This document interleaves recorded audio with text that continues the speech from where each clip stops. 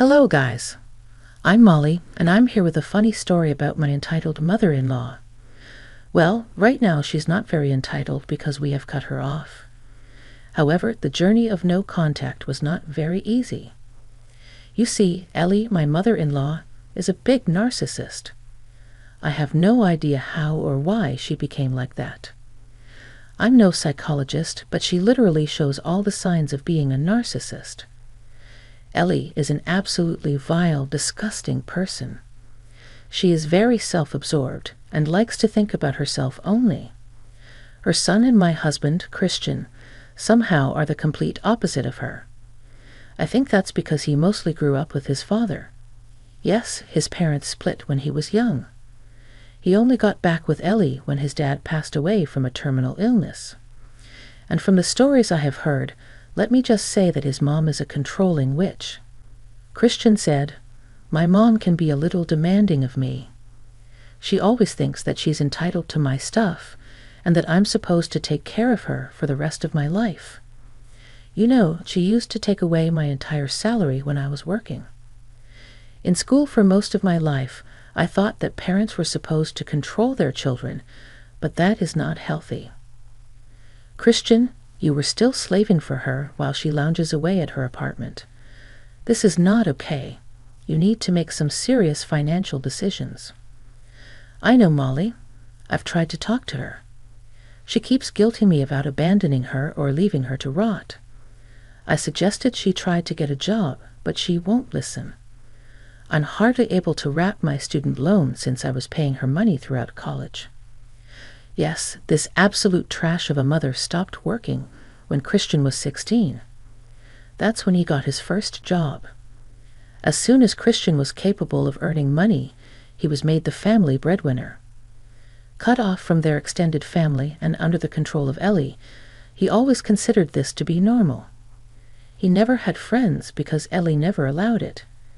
He had no phone because he couldn't afford one. When Christian came to college, a whole new world opened up to him. Ellie had tried hard to stop him from joining college. However, Christian never listened to her. After meeting with so many people and away from his mom's intense control, he understood that things were not normal. But he never stopped supporting her financially. I did bring up the issue 2 years after we started to date. I said, "Christian, you know your mother has been abusive towards you. She has manipulated you for years. She even blew through the inheritance your dad left you. Why do you still help her out?" "What can I do, Molly? She's my mom, after all. After all these years of repeatedly hearing her say that she deserved my money, I just can't get it out of my head. I don't want to cut her off completely. She's the only family I have, except you. I understand that, Christian, but you need to reevaluate your situation. You were being crippled by debt. How much longer can you bear this?" Christian had no answer to this. He knew that if he kept supporting Ellie, he would never be able to live debt-free. His behavior also often made me doubt my future with him. I knew that Ellie would become a huge problem and demand a share in everything we have. She already didn't like me or the fact that there was someone else who Christian cared about. Ellie said, "Don't think you can steal my son and his money. I'm his mother and the only one who deserves his things. You're just a gold digger who wants to take away my son. You need to stop being so dependent on Christian. He is an adult, and so are you. You are perfectly capable of taking care of yourself.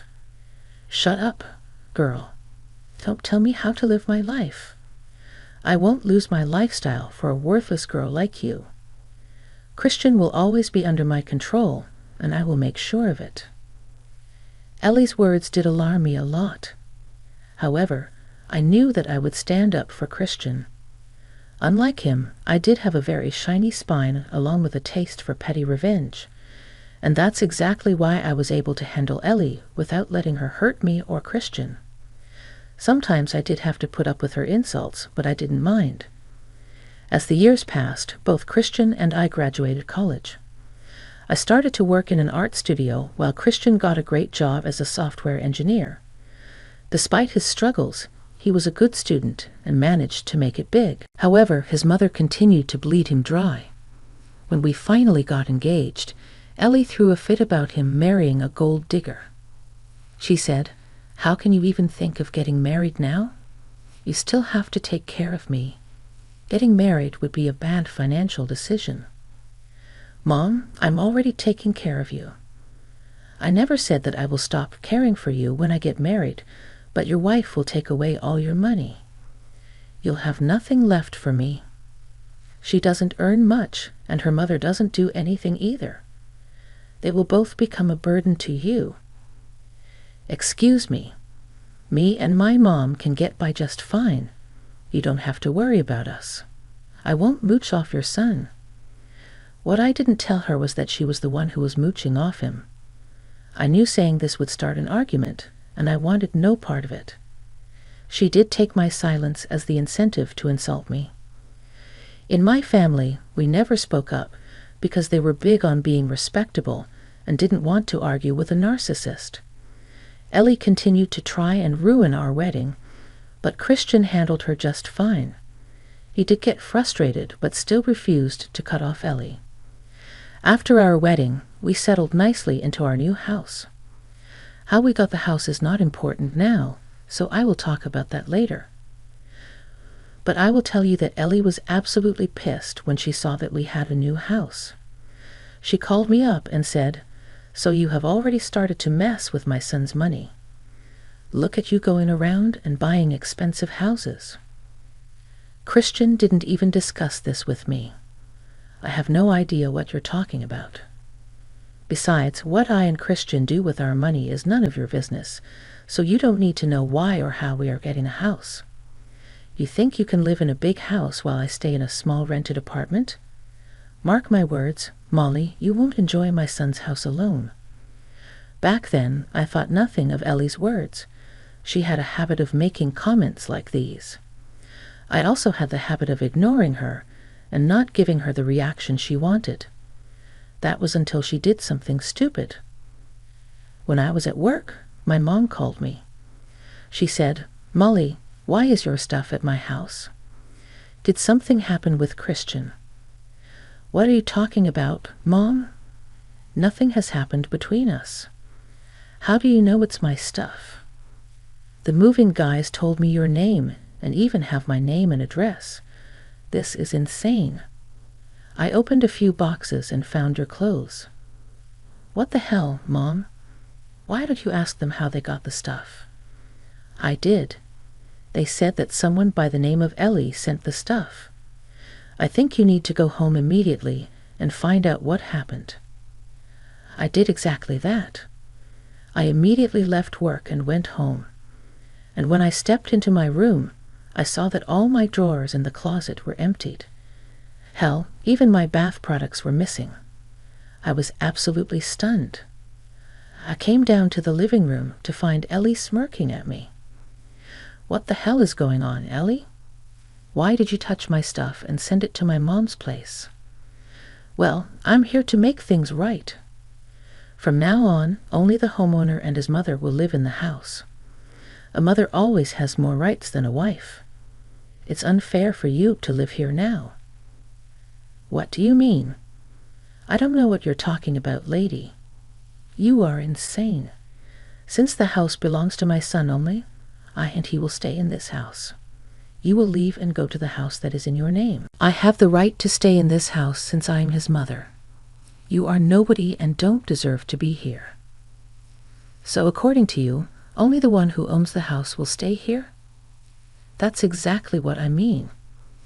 Now, since I have already sent your stuff away, you can just go and live somewhere else. Don't worry, my son and I will be very happy here." She said that and then went upstairs to her room. I was fuming at her audacity. I couldn't believe the fact that she tried to throw me out of my own house. I knew that I had to do something. I don't want to be kicked out of my home. This home was in my name, and only I had the right to be here. But I couldn't let her leave without malicious revenge, so I made a small call. Then I also called my husband and told him to get home soon. He said that he would be off soon and would reach me in no time. After an hour or so, my mother arrived at the house. I saw somebody come in, so she came to check. When she saw my mother, she was extremely confused. "What the hell, Molly? Why is your mother here?" "I already told you that you and your family cannot be here. I already sent your stuff to your mother's place." "Then why is she here?" "Well, you said that from now on only the homeowner and the mother can stay here, so I called my mother and invited her over. This house is owned by my son. You should not be here. I demand you to leave as soon as possible." I loved it and kept laughing for a very long time. My mother also found the situation very hilarious. To be honest, I was pretty mad, but I also felt that I needed some laughter because I knew what was coming. Then I calmly proceeded to inform my mother-in-law why my mother was there. "For your information, my dear mother-in-law, this house belongs to me. Yes, this house is actually in my name. The house belonged to my grandfather, who passed away recently. It was a part of my inheritance." "What? You cannot be telling me the truth. I don't believe you. This house cannot be yours. I know my son has got this house for you. Just wait till he comes home and shows you your place. I will not tolerate you keeping me away from the house." "She's telling the truth, Ellie. You have some messed up logic about deserving your son's stuff.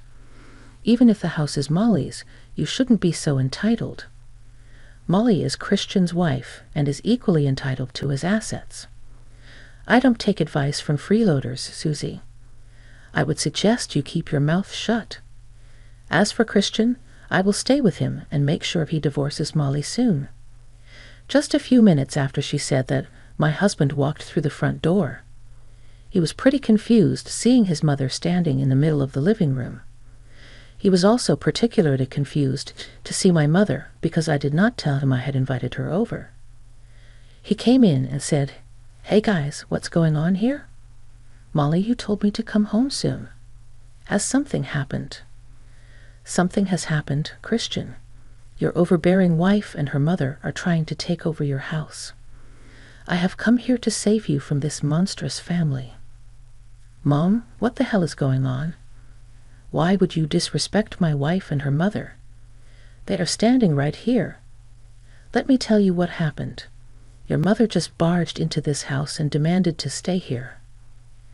Oh my God, do you know she even packed all my stuff and shipped it off to my mom's house?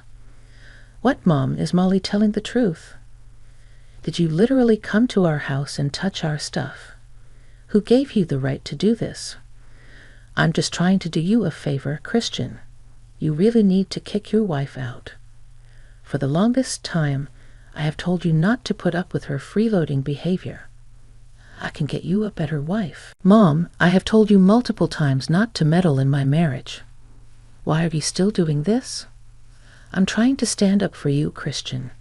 Your wife will bleed you dry if you don't put a stop to it. So I have moved into your house, and I'm going to stay with you. You need to stop saying it's his house. I'd already told you, Ellie, this is my house. If someone's mother has to stay, it will be mine. Christian, just look at what your witch wife is saying. I told you she's a gold digger. She's already claiming that this house is hers. Mom, stop insulting Molly. This is ridiculous. She's right. The house belongs to Molly. She got it after her grandfather passed away. Hearing this, Ellie went very pale. She looked at us like she refused to believe it was the truth. My mom was still laughing slyly, while Christian looked ready to throttle her. Ellie tried to play it cool and said, "It doesn't matter since you two are married. This house is also yours. I have the right to stay here. I ended up leasing early so that I could live here instead of her. Why should I stay in the rented apartment when you have a house? I won't let Molly steal everything from me. You need to kick her out, Mom. You need to leave.